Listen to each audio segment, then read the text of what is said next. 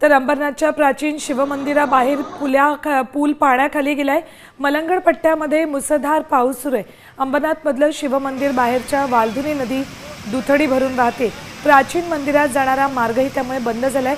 पावसाचा जोर मात्र वाढतच चाललेला आहे। वालधुनी नदीला पूर आलेला आहे, त्यामुळे अंबरनाथच्या शिवमंदिराबाहेरचा पूल पाण्याखाली गेलाय। तिथली ही दृश्य मोठा जलप्रपात या ठिकाणाहून वाहताना दिसतोय। प्राचीन शिवमंदिर आहे, त्या शिवमंदिरात जाण्याचा मार्गही बंद झालाय।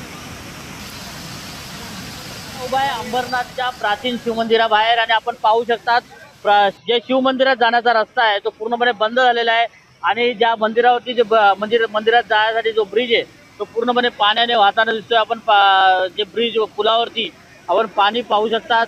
प्रचंड पाणी हे आलेले आहे। जे मलंगड पट्टीमध्ये जो पाऊस पडतोय आणि त्यामुळे प्रचंड पाणी या भागामध्ये आलेले आहे आणि हे जे पाणी वाहताना दिसते आपण हे पाणी जे उल्हास नदीचं पाणी आहे आणि मलंगड पट्टीमधनं हे जे पाणी वाहत आलेले आहे आणि हे जे हा परिसर आहे तो अंबरनाथच्या प्राचीन शिवमंदिराचा भाग आपण पाहू शकता। प्राचीन शिवमंदिर बाजूलाच आहे आणि त्या प्राचीन शिवमंदिराच्या बाहेरून ही नदी वाहते।